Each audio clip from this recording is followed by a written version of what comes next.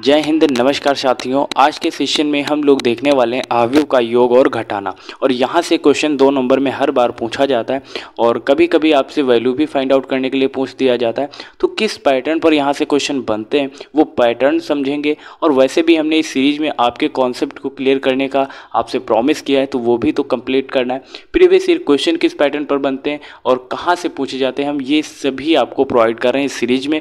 Definitely हम NCERT के जो एक्सरसाइज है वो तो नहीं कर रहे हैं, लेकिन हम उसका जो कॉन्सेप्ट होता है वो हम आपका प्रिपेयर कर रहे हैं, वो बिल्ड कर रहे हैं। और उसके बाद आप देखिए, जब आपका कॉन्सेप्ट क्लियर होता है तब आप एक्सरसाइज के जितने भी क्वेश्चन हैं वो कर सकते हैं, है ना। मैं आपको 100 क्वेश्चन कराऊं वो बेहतर रहेगा, या मैं आपका कॉन्सेप्ट क्लियर कराऊं वो बेहतर रहेगा। आप सभी को कमेंट बॉक्स में अपनी ओपिनियंस बताने, है ना।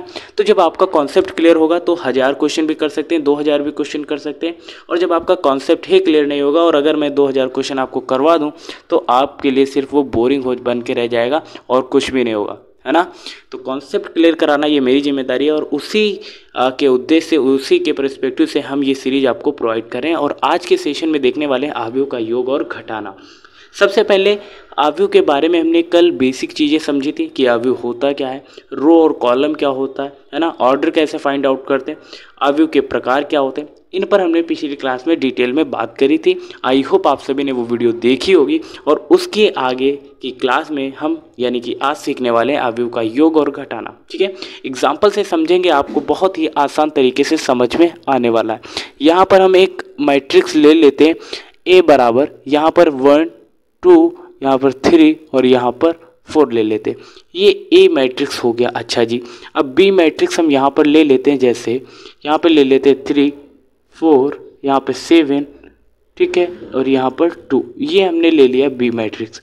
अब आपको इसका एडिशन फाइंड आउट करना है, ए प्लस बी, ठीक है ना। ए प्लस बी फाइंड आउट कर लेते हैं। चलिए भाई करते हैं। अब ए प्लस बी कैसे फाइंड आउट करेंगे, चलिए ये बहुत बड़ा मेजर होने वाला है आपका इशू, क्योंकि आपको समझ में ही नहीं आ रहा है कि कैसे ए प्लस बी करेंगे। यहाँ पर सबसे पहला एलिमेंट देखना है, ये पहला एलिमेंट ये, और इधर देखना है पहला एलिमेंट कौन सा है, 3। अब 1 और 3 को ऐड करोगे कितना होगा, 4। बड़ा आसान है ये तो सर, आपने कहा, है ना। उसके बाद ये दिया है सेकेंड एलिमेंट 2 और यहाँ का सेकेंड एलिमेंट 4। 2 और 4 को ऐड करोगे कितना होगा, 6। अरे वाह, ये तो समझ में आ गया ना समझ में। उसके बाद यहाँ पर ये 3 दिया गया और यहाँ पर 7। 3 और 7 को ऐड करोगे कितना होगा, 10। अरे वाह, आपको तो इसका मतलब समझ में आ रहा है। यहाँ पे ये दिया गया है 4 और यहाँ पर कितना दिया गया है 2। इसको ऐड करोगे 4 और 2 कितना होगा, 6। बस यही करना था क्या सर? हाँ भाई, यही करना था आपको। और इस तरीके से आप इसका एडिशन फाइंड आउट कर सकते हैं। एंड देन अगर आपसे पूछा जाए कि इसका सब्सट्रैक्शन कैसे निकालेंगे, घटाना कैसे करेंगे, ठीक है, तो आपको करना क्या है, क्या करना है बताओ। अब जैसे आपसे पूछ लिया जाए b माइनस ए, ठीक है, b माइनस ए कैसे फाइंड आउट करेंगे आप, तो करके देखते हैं b माइनस ए। अब करेंगे क्या, देखो b माइनस ए बोला गया, यानी कि इस मैट्रिक्स में से आपको इस मैट्रिक्स को घटाना है ना। ठीक है, करते हैं। अब 3 में से 1 को घटाएंगे कितना आएगा, 2, क्योंकि b पहले लिखा है इसलिए हम ऐसा कर रहे हैं, है ना। 4 में से 2 को घटाएंगे कितना आएगा, 2। 7 में से हम 3 को घटाएंगे कितना आएगा, 4। और 2 में से 4 को घटाएंगे तो कितना आएगा, माइनस का 2। बस यही करना है आपको। घटाना तो पहले से आ रहा था, एडिशन भी पहले से आ रहा था, लेकिन हम किस तरीके से एडिशन करेंगे और किस तरीके से सब्सट्रैक्ट करेंगे, बस ये आपको बताना था। और वो भी आपको समझ में आ गया है ना। तो इस तरीके से हम एडिशन और सब्सट्रैक्शन करना सीखते हैं। अब आई होप आप सभी को समझ में आ गया होगा, और अगर नहीं समझ में आया तो वीडियो को थोड़ा सा पीछे ले जाकर फिर से देखने का प्रयास करें, ठीक है ना। तो ये समझ में आ गया। अब सेकेंड टाइप के एग्जाम्पल भी कर लेते हैं। एडिशन में जैसे आपको यहाँ पर दे दिया गया है ए बराबर, यहाँ पर दे दिया गया है 3, यहाँ पे 4, ओके, यहाँ पे 5, यहाँ पे 6, ये दे दिया गया है। क्लियर है ना। और इसके इक्वल में दे दिया गया, जैसे यहाँ पे मान लीजिए दे दिया गया है, आपके इक्वल में दिया गया है, जैसे यहाँ पे ए दिया गया, यहाँ पे बी दिया गया है, यहाँ पे सी मान लो, यहाँ पे डी मान लो, इक्वल में दिया गया है, ठीक है ना। अब आपसे पूछा जाए ए बी सी डी की वैल्यू क्या होगी, आसान है, कर लोगे ना। अब करना है क्या, कंपेयर करना है। ए बराबर क्या आ जाएगा, 3 आ जाएगा। आ गया कि नहीं, पहला एलिमेंट देखना है दोनों में, सेकंड एलिमेंट बी है और यहाँ पे सेकंड एलिमेंट 4 है, तो यानी कि बी की वैल्यू कितनी आएगी, 4 आएगी। अब यहाँ पे सी की वैल्यू कितनी आएगी, 5। कंपेयर करके फाइंड आउट कर लेना है। और डी की वैल्यू कितनी आएगी, 6। तो इस तरीके से आप वैल्यू भी फाइंड आउट कर सकते हैं, क्योंकि इस तरीके के क्वेश्चंस आपके बोर्ड एग्जाम में पूछे जाते हैं, इसलिए मैंने इस पैटर्न का भी आपको क्वेश्चन बताया। अब हम चलते हैं एनसीईआरटी के कुछ क्वेश्चंस करते हैं जो आपके एग्जाम में काफ़ी बार पूछे गए। जैसे पहला क्वेश्चन यहाँ पर ये दिया गया, ए बराबर दिया गया है ये, ठीक है, ये मैट्रिक्स दिया गया और बी बराबर ये दूसरा मैट्रिक्स दिया गया है। अब यहाँ पर ए प्लस बी आपको फाइंड आउट करना है। उससे पहले आप सभी ने अगर पिछली क्लास देखी होगी तो आपको इसकी ऑर्डर बताना है, यानी कि कोटि बताना है। कोटि होता क्या है, अगर आपको नहीं पता है तो यहाँ पर फिर से जान लीजिए, रो इनटू कॉलम को क्या बोलते हैं, कोटि। अब देखना है इसमें रो कितने हैं पहले एलिमेंट में, तो रो देखते हैं 1 2, यानी कि रो तो 2 है और कॉलम कितने हैं 1 2 3, कॉलम 3, तो 2 क्रॉस 3 ही इसकी क्या हो जाएगी, ऑर्डर हो जाएगी, यानी कि कोटि हो जाएगी। समझ में आया ना। सेम पैटर्न पर इसका भी रहेगा। देखो रो कितने 2, कॉलम 1 2 3, तो 2 क्रॉस 3 क्या हो जाएगा, ये आपका ऑर्डर हो जाएगा इसका, ठीक है। और जब भी हम एडिशन कर रहे होते हैं तो रो और कॉलम क्या होने चाहिए, इक्वल होने चाहिए, यानी कि सेम ऑर्डर होना चाहिए, तभी आप एडिशन कर सकते हैं। ऐसा नहीं है इसका ऑर्डर कुछ और है और इसका ऑर्डर कुछ और है, ऑर्डर सेम ही होगा तभी आपको एडिशन करना रहेगा, ठीक है ना। अब करना क्या है, ए की वैल्यू यहाँ पर दी गई और बी की वैल्यू यहाँ पर दी गई। अब आपको फाइंड आउट क्या करना है, ए प्लस बी। अब बेसिकली पहला एलिमेंट √3 और दूसरा एलिमेंट 2 है, तो 2 प्लस √3 आएगा, ओके।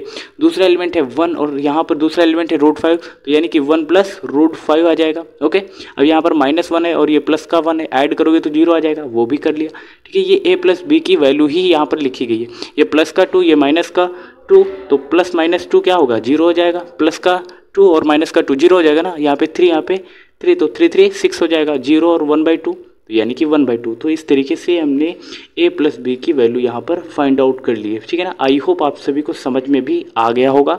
और अब हम चलते हैं आगे के क्वेश्चंस करते हैं जो आपके लिए काफ़ी बार क्वेश्चन पूछे गए। एक्सरसाइज 3.2, ओके, 3.2 एनसीईआरटी की आप ओपन कर सकते हैं बुक, वहाँ पर ये पहली एक्सरसाइज दी गई।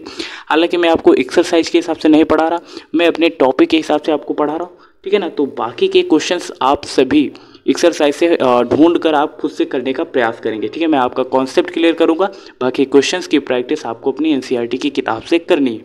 और जो क्वेश्चन आपको नहीं समझ में आ रहा है आप मुझे कमेंट बॉक्स में बता सकते हैं। कोशिश यही रहेगी कि आपको उसका सोल्यूशन मैं प्रोवाइड कर सकूं, है ना। अब यहाँ पर ए की वैल्यू दी गई और बी की वैल्यू दी गई, सी की वैल्यू दी गई। अब यहाँ पर ए प्लस बी आपको फाइंड आउट करना है, तो चलिए करते हैं। पहला क्वेश्चन, ए प्लस बी की वैल्यू फाइंड आउट करनी है, ओके। तो यहाँ पर हम a प्लस बी लिख लेते हैं और वैल्यू फाइंड आउट कर लेते हैं। देखो a की यहाँ पे पहला एलिमेंट 2 और यहाँ पर दूसरा एलिमेंट 1, तो 1 और 2 कितना हो जाएगा 3, यहाँ पे 4 और यहाँ पे 3, 4 3 कितना हो जाएगा 7। एडिशन कर रहे हैं 2 और माइनस का देखो 3 यहाँ पे दिया गया, यहाँ पे माइनस का 2, तो 1 आएगा, 2 और 5 कितना आएगा 7। तो ये पहला a प्लस बी आ गया। इस तरीके से आप a माइनस बी भी फाइंड आउट कर सकते हैं। और ये मल्टीप्लाई करना हम कल सीखेंगे, ये 4th वाला और 5th वाला क्वेश्चन कल करेंगे। यहाँ पर इंपॉर्टेंट हो जाता है ये तीसरा 3a माइनस सी, ये कैसे फाइंड आउट करेंगे। 3a माइनस सी फाइंड आउट करने के लिए इसका मतलब समझते हो, 3a मतलब 3 से पहले a मैट्रिक्स की क्या करेंगे, मल्टीप्लाई करेंगे। तो मल्टीप्लाई जब करेंगे तो ये कितना आएगा, a की वैल्यू कितनी आ जाएगी। देखो यहाँ पे आपको करना क्या है, यहाँ पर आपको पहले 3a निकालना है, तो 3a की वैल्यू कितनी आएगी। देखो डायरेक्ट ही कर लेते हैं, देखो करना कुछ भी नहीं है। यहाँ पे लिखा है 3a माइनस सी, तो आपको इसका 3 गुना करना है, ठीक है। और 3 गुणों में से इस c को डायरेक्ट घटाना है, तो 3 यानी कि 3 है, इसका मल्टीप्लाई 3 से कर लो। क्या करना है, इसका मल्टीप्लाई 3 से कर लो। 3 से मल्टीप्लाई करोगे तो पूरा एलिमेंट 3 से 3 टाइम्स हो जाएगा, 3 टाइम्स मतलब 3 से गुणा कर देंगे। और c तो यहाँ पर ऑलरेडी दिया गया, तो 3 2 जा 6 होगा, 6 में से माइनस का 2 घटाओगे कितना आ जाएगा 8 आ जाएगा। अब 3 4 जा 12, 12 में से ये 5 घटाओगे तो कितना आएगा 7 आ जाएगा। अब 3 3 जा 9 होगा यहाँ पर, और 9 से ये 3 घटाओगे तो कितना आएगा, 9 से 3 घटाओगे कितना आएगा भाई 6 आएगा। उसके बाद 3 2 जा 6, 6 में से ये 4 घटाओगे तो कितना आएगा 2 आएगा। तो इस तरीके से करेंगे, यानी कि पहले देखो जिसका 3 गुना दिया गया, पहले 3a निकालो, उसमें से c ये घटा दो, डायरेक्ट करना है। आई होप आप सभी को समझ में आ गया होगा। 12th स्टैंडर्ड है आपका, तो यहाँ पर ये चीज़ें आपको बताने में ज़्यादा दिक्कत नहीं होनी चाहिए और आपको समझने में भी कोई दिक्कत नहीं होनी चाहिए इस तरीके से, इसलिए मैंने ये बताया आपको क्वेश्चन, ठीक है। और ये 4th वाला और 5th वाला एग्जाम्पल हम कल करेंगे, क्योंकि आव्यूह का मल्टीप्लाई हम कल के सेशन में सीखने वाले हैं, है ना। आज के सेशन में सीख रहे हैं घटाना और जोड़ना, ओके। अब यहाँ पर ये क्वेश्चन काफ़ी बार आपके एग्जाम में रिपीट हुआ है, तो ये क्वेश्चन आप सभी के लिए होमवर्क के तौर पे एक क्वेश्चन मैं बता रहा हूँ। यहाँ पर कैसे करना है, देखो यहाँ पर पहला क्वेश्चन है, यहाँ पर एक्स वाई जेड के मान फाइंड आउट करने हैं, तो कंपेयर करना है। देखो 4 यहाँ पर दिया गया और यहाँ पर वाई दिया गया, तो वाई की वैल्यू कितनी हो गई 4 है ना। यहाँ पे लास्ट में जेड दिया गया, यहाँ पे 3 दिया गया, तो जेड की वैल्यू कितनी हो गई 3।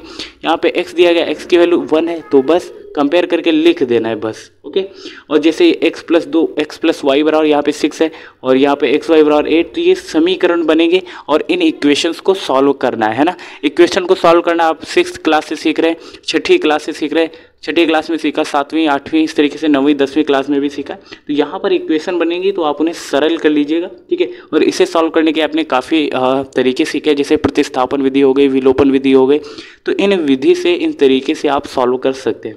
एंड देन यहाँ पर ये क्वेश्चन दिया गया, ये भी आप इंपॉर्टेंट है, कर सकते हैं। देखो कैसे बनेगा, पहले मैं एक हिंट दिए दे रहा हूँ इस क्वेश्चन को सॉल्व करने के लिए। a माइनस बी बराबर कितना दिया गया है, कंपेयर करोगे तो माइनस बनाएगा, समीकरण 1 बना। 2a प्लस सी बराबर कितना आएगा, 2a प्लस सी बराबर 5 आएगा, ऐसे कंपेयर करोगे। और 2a माइनस बी बराबर 0 आएगा, 3c प्लस डी बराबर 13 आएगा। तो इसको कंपेयर करके सॉल्व कर लेना, ठीक है। और सबसे इंपॉर्टेंट जो कि हमारे सेशन का हिस्सा नहीं है लेकिन फिर भी हम इसको डिस्कस करेंगे, यहाँ पर ए मैट्रिक्स जो दिया गया है वो एक वर्ग आव्यूह है। तो वर्ग आव्यूह m क्रॉस n का है, m क्रॉस n मतलब रो इनटू कॉलम है। तब आपको बताना है वर्ग आव्यूह में जो रो और कॉलम होंगे वो क्या होंगे, इक्वल होंगे। ये हमने कल के सेशन में काफ़ी बार डिस्कस किया था। ये CUT हो या फिर आपका बोर्ड एग्जाम, वहाँ पर ये क्वेश्चन पूछा जाएगा, डेफिनेटली पूछा जाएगा। इसके चांस 99.9% है मेरे भाई, ठीक है। तो ये आपको याद रखना है। एंड देन यहाँ पर ये क्वेश्चन जो कि अभी पिछले बोर्ड एग्जाम में पूछा गया था, सेमी पैटर्न पर है। आपको इसमें करना क्या है, कंपेयर करना है, एक्स वाई जेड की वैल्यू फाइंड आउट करनी है। क्योंकि जब आप फाइंड आउट करेंगे तो संभव नहीं होंगे, क्योंकि 3x प्लस 7 बराबर 0 दिया गया और यहाँ पर 2 माइनस 3x बराबर 4 दिया गया। जब आप इसको कंपेयर करके सॉल्व करेंगे तो दोनों के मान अलग अलग आएंगे और इसलिए एक्स वाई की वैल्यू जो होगी वो फाइंड आउट करना यहाँ पर आसान नहीं होगा, यानी कि पॉसिबल ही नहीं होगा। तो बी इसका राइट आंसर आ रहा होगा। तो ये भी आप क्वेश्चन कर लेंगे। एंड देन ये क्वेश्चन हमने आपको बताया, यही आपको करना था। और ये क्वेश्चन भी काफ़ी बार आपके बोर्ड एग्जाम में पूछा गया, ठीक है। तो ये भी आप सॉल्व कर लीजिएगा। एंड देन लास्ट में यही कहना चाहूँगा कि छोटों को प्यार दे, बड़ों को सम्मान दे और अपना व्यक्तित्व इस प्रकार विकसित करें कि महिलाएं आपके पास सुरक्षित महसूस करें। आज के सेशन आई होप आप सभी को काफ़ी पसंद आया होगा। और कल के सेशन में देखने वाले अवयव का गुणा करना या फिर मल्टीप्लिकेशन ऑफ मैट्रिक्स, ये कल सीख रहे होंगे। तो आज के लिए इतने रखते हैं।